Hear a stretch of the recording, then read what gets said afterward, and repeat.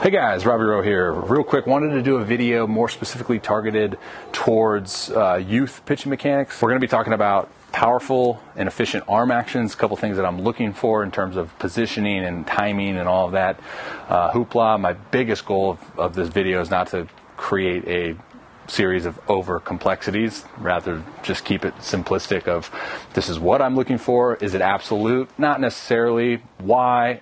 Observation, personal experience, personal feedback. Hey, that feels powerful. What are you trying to do? Blah, blah, blah. I want to give some of my favorite training modalities or training tools, products that you can use, especially with young guys, right?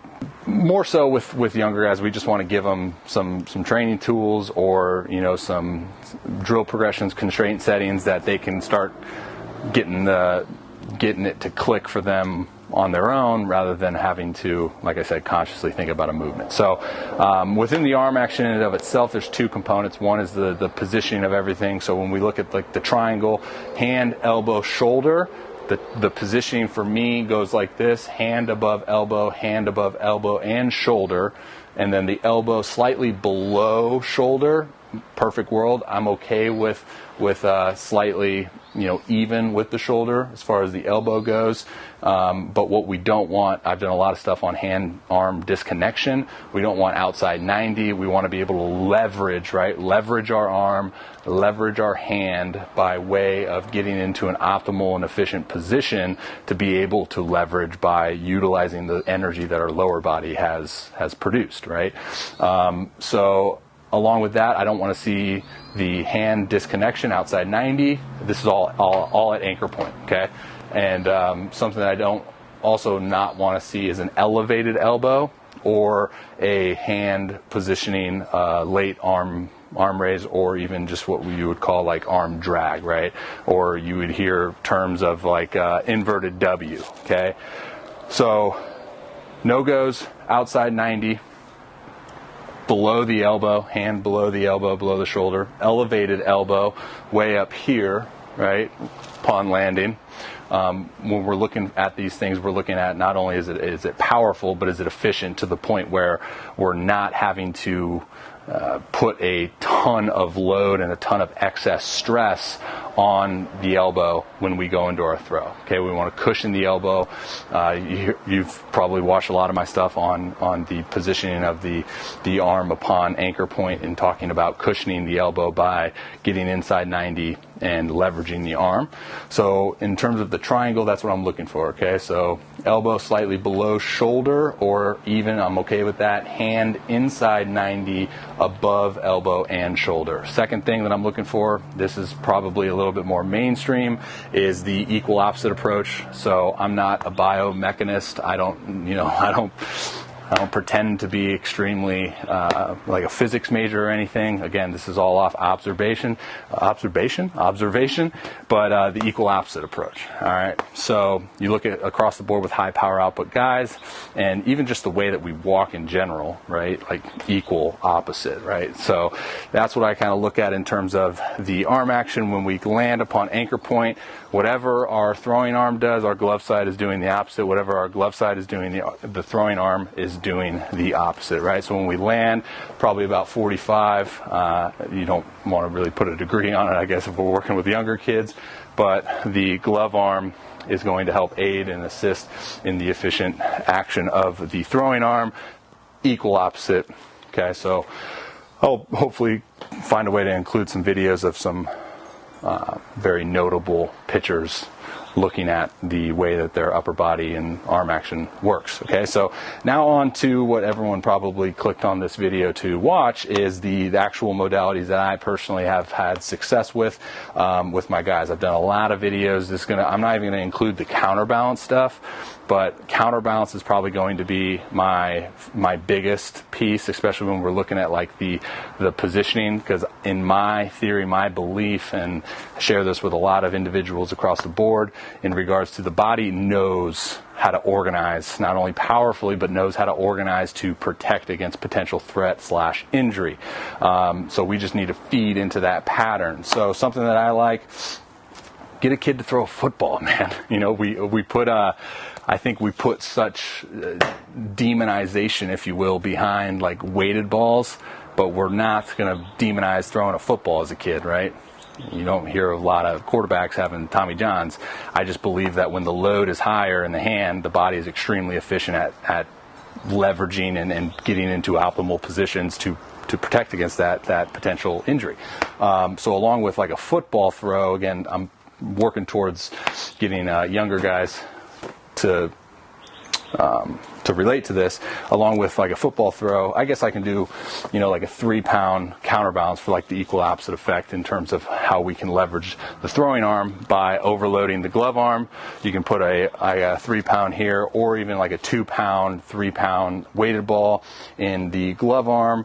And then in terms of what we can do from the actual throwing arm standpoint, I've done a ton of stuff on the connection ball. This was just going to provide that immediate feedback for the positioning, right? I'm a huge fan, huge advocate, especially with younger guys, man.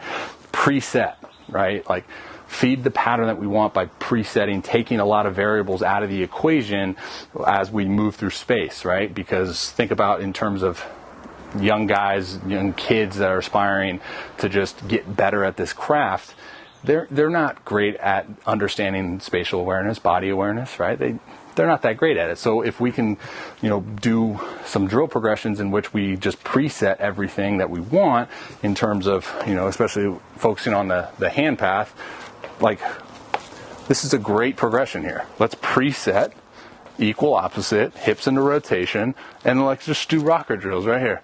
Boom. Beautiful. Let's do that 100 times a day and make sure we're feeding the right pattern. Fantastic. Connection ball, $9. I got a discount code. Dumbbell or a weighted plyo ball, maybe $15. Who knows? Next thing, if you've followed me for a while, you know that I'm a huge fan of this. Shout out Brian Bass. He recommended, instead of using a tennis racket, this is a tennis racket. This is a mini racquetball racket. So what you're going to see is the big difference in the length and the height of it, right?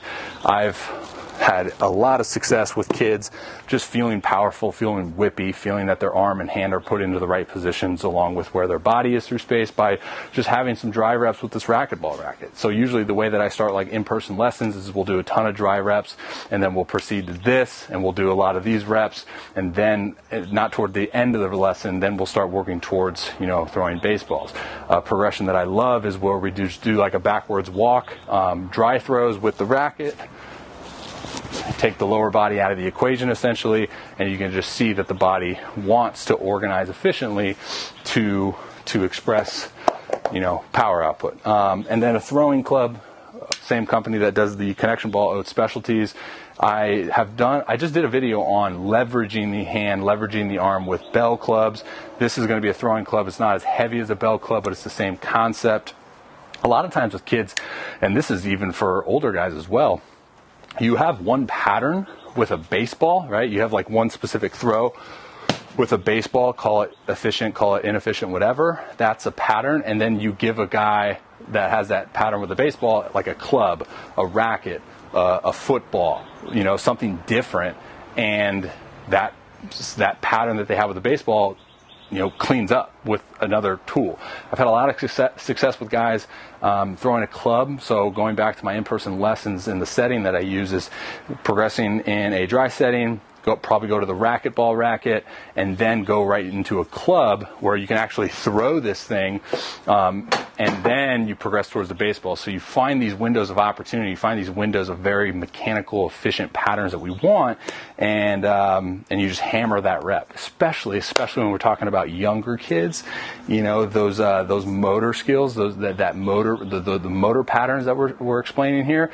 They're so sensitive to it, right? Like they're continuously downloading all of the way that their body is expressing movement into their hard drive, which is their brain, and we want to make sure that those movements that the brain is downloading are moving them or setting themselves up for success, moving them in the right direction. Now, obviously, you don't want to overwhelm a 12-year-old by saying like all these like mechanical mumbo jumbos, but as I mentioned in the beginning of this video, if we can set them up with some modalities and some progressions that get them moving in the right direction, then you won't have to fight that uphill battle of when they do get older and they have these extremely bad patterns instilled.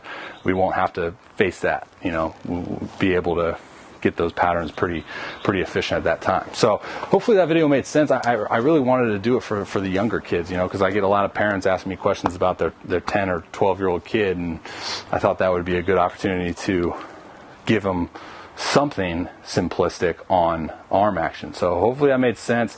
Something else you can do now that I'm thinking about the positioning of it, obviously the connection ball provides that immediate feedback. Tell them to close their eyes. Okay, tell them to close their eyes and just move up and down with their arm. Close their eyes, and then tell them to find that most powerful position, and you'll see when their eyes are closed and they're finding that powerful position, it's boom. It's that posture that we want.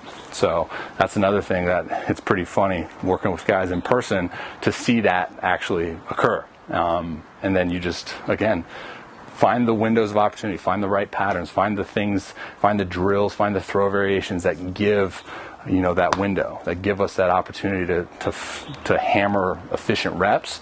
Just find those, boom. All right, we found a couple. All right, let's do those every single day. Simple as that. Hopefully that made sense. I'm going to go 11 on the mat, elevated cheddar cheese. Oh. Rock on.